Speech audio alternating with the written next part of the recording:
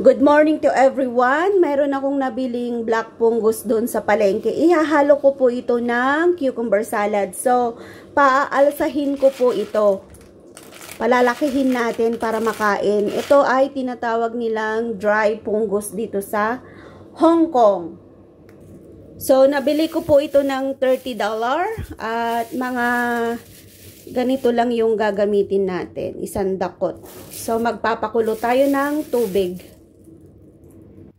So, eto po yung gagamitin natin. Pwede rin nating ibabad siya sa malamig na tubig lang. Pero ako, dahil gagawa na ako ng salad, ipapakulo ko na lang sa mainit na tubig. Yan, bababad natin dito. So, eto po yung ating nabili.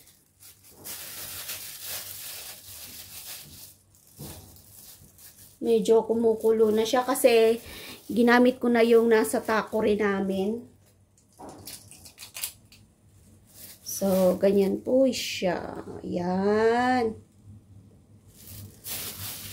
Pahalo ko sa aming salad.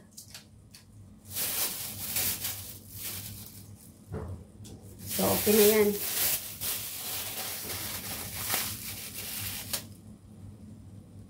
So, hintayin po nating umalsa. Off na natin to kasi hindi natin pwedeng iluto ng matagal. Off ko na yung, and then, hintayin lang nating umalsa. So, yan, nakikita nyo, unti-unti na siyang umaalsa. May nabibili din ito sa palengke, yung nakaalsa na siya, na ibabad na sa tubig. So, ready to cook na yon. Pero kami, kasi kami, iniisak namin dito sa bahay kasi hindi naman kami laging pumupunta sa palengke. At saka pag namamalengke sila amo, every Saturday lang. So, naka-stock na po yung pagkain namin sa ref. At ako na lang yung magdi-decide kung ano yung lulutuin ko araw-araw. So, ngayon, gagawa ako ng cucumber salad. So, ito po yung ihahalo ko. So, palalambutin ko na kasi mamaya gagawa na ako ng salad. Kailangan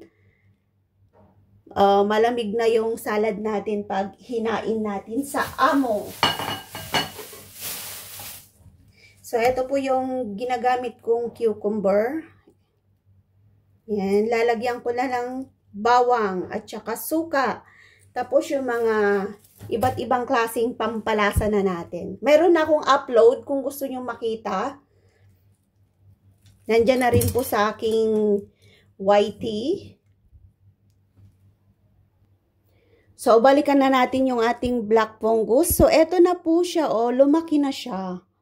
Yan, ready to eat na yung ating black fungus. Sana po ay nasundan nyo yung pagpapaalsa natin ng ating black fungus dito sa Hong Kong. Yan. Laki na, no? Thank you for watching po. Bye!